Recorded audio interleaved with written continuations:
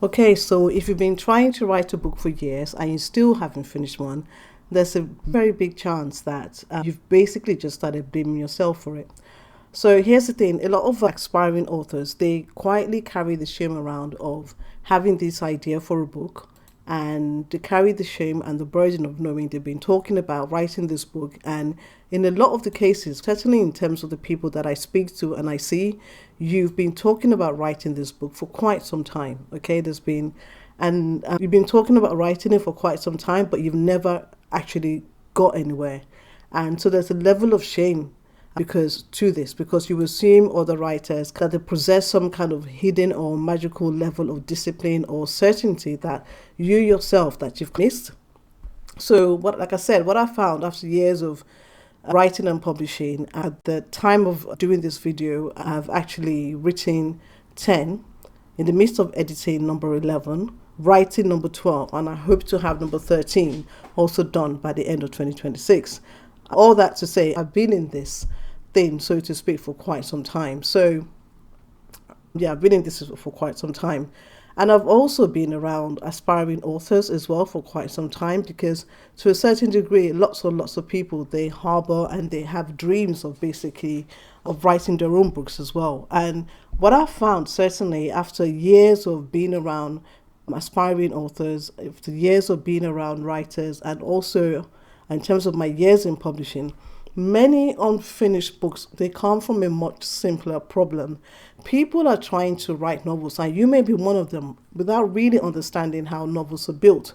And that gap, it creates confusion very quickly. So if you're an aspiring writer, an aspiring author, you tend to have, most of the time, one of the things that I see is that you are beginning your book with emotion. Okay, you have this idea of, I'm going to start with a strong image, a massive, can't be missed character voice, or a scene that you can actually picture in your head. And to be honest with you, that's okay, that's good enough to start, but it's not enough to sustain an entire manuscript. At some point, you're going to get to a section where the momentum disappears. Your story you start repeating yourself. Your scenes are here, there, everywhere. The dialogue is just very boring, and the chapters, it just seems like some kind of prison sentence. It's just very heavy.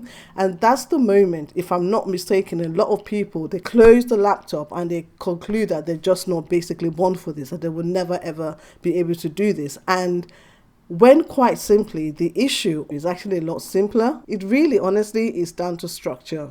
And I know that's not sexy. People want to think there's some kind of creative magic or secret to the reason why you seem unable to finish writing your book. And really, honestly, it's just, I think, just pander to me here. I think a lot of people complicate the art of writing a book. You romanticize and mythologize this process when, honestly, all of it, it comes down to common sense and just like practical steps that you can take. So when I talk about the fact that the reason that you keep on starting and stopping your book, you're sitting there, you're blaming yourself, is because I'm not creative enough, because I don't have this magic thing that quote unquote authors have. I don't have this magic thing I don't have this secret that quote unquote that authors have that will help me to basically write and be published as an author, when actually a lot of it, honestly, is just down to structure. And I know it's not sexy. You want me to say something like, oh, maybe you need to go sit in a cottage overlooking the cliff, and the cliff, I don't know, there's some waves or oceans or what have you. But that's not it, honestly. It's just because you keep on starting and stopping because you've never really learned how to structure your book. So that's why you keep on having unrealistic expectations of ideas of how to start, how to be consistent. A lot of writing advice. Honestly, personally, I think the focus too much on inspiration, on routine, mindset, creativity, and productivity. And don't get me wrong, all those things together, they are really important. Okay, I'm not saying that they're not. They're really important. But I just wish that a lot more attention would go towards like the mechanics of writing, that people are taught exactly what a scene is meant to accomplish.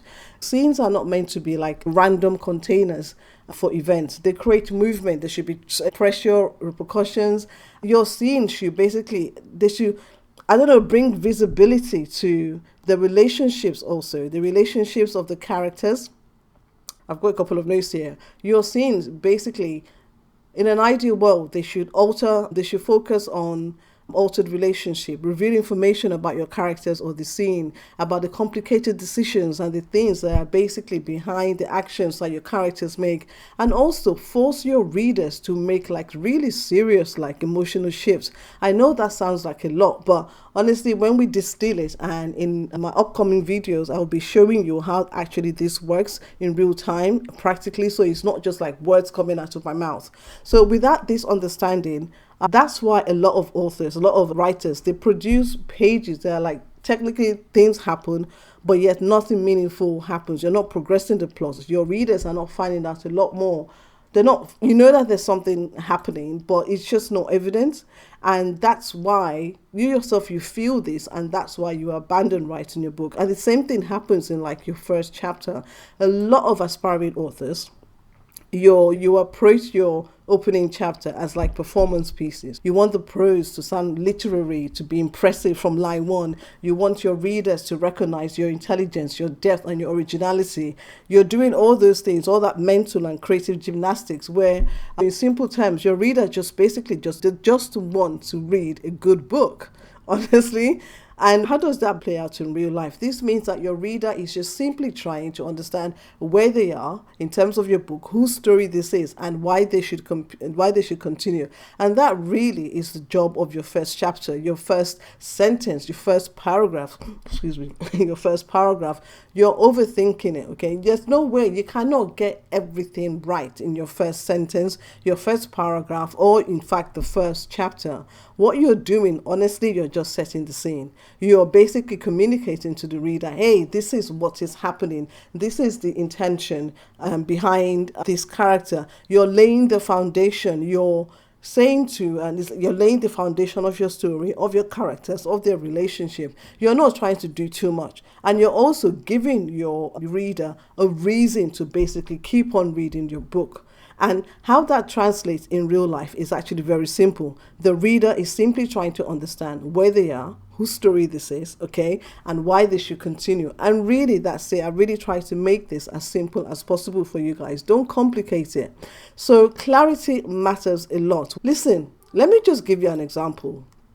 Because I'm assuming that if you are an aspiring author, you want to write a book and you want to get published, I'm just going to assume that you read yourself. And so put yourself in the place of your readers. Excuse me. When you start reading a book, at some point when you start reading a book, okay, and this, okay, in terms of the first couple of paragraphs or first couple of pages, there is a point, okay, in that process, when you start reading a book, that you actively say to yourself, I'm not going to continue reading this book. Okay, you've made a decision, a conscious decision to continue reading the book. And that's the same kind of assessment and decision that the readers of your book are going to make when they start reading your own book as well. Listen, you need to understand that when it comes to writing books, it's not that published authors themselves, aka people like me, and hopefully you too, you will get there by God's grace. It's not that you have like superior imagination. It's just that and all of us in our own way, we've developed like an awareness of construction. We understand pacing, escalation, scene placement, cause and effect, okay? And when I say cause and effect, narrative cause and effect, I'm talking about, okay, so if the character does this, if they say this is the impact on the plot, this is the impact on the relationship, I'm talking about fiction and to a certain extent like non-fiction too, because you can also apply the technicalities there, okay, the techniques there. If the character says this or does, this is the impact on the plot development. This is the impact on the relationship with XYZ on the other characters. It's kind of like a ripple effect. And that's what I mean by narrative cause and effect. And these are the skills that make finishing your book a lot easier, because then you're no longer relying entirely on emotional momentum. And I think also, once you understand this, then it frees you, okay, from the pressure of always wanting to start your opening paragraph or your opening chapter, your opening paragraph, your first sentence with a big bang. And in doing so, you also, do you know what I mean? It reduces pressure on you. And if you're not so reliant on momentum of, oh, something has to happen. Yes, something has to happen.